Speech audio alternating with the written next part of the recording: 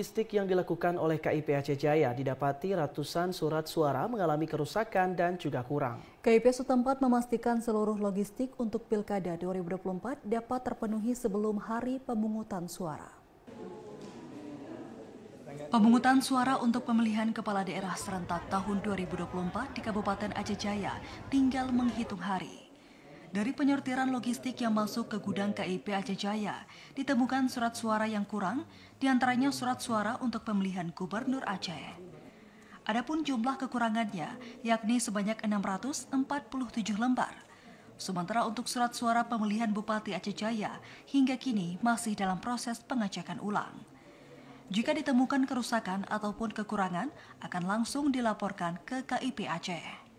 Kasubag Umum dan Logistik KIP Aceh Jaya, Syamsul Rizal menyampaikan, terkait logistik Pilkada tahun 2024, pihaknya akan memastikan logistik dapat terpenuhi sebelum hari pemungutan suara.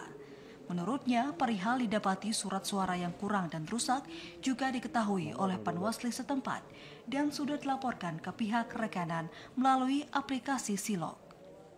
Untuk suara kita lakukan sortir dan lipat ini. Apabila ada kekurangan itu langsung kita lakukan update kekurangan, kita lapor melalui aplikasi Silog dan link ke KIP Aceh.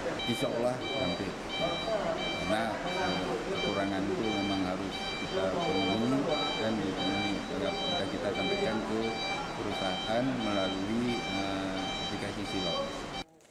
Pada pemilihan kepala daerah tahun 2024, Komisi Independen Pemilihan KIP Aceh Jaya mencatat sebanyak 68.917 pemilih yang terdaftar di Daftar Pemilih Tetap atau DPT.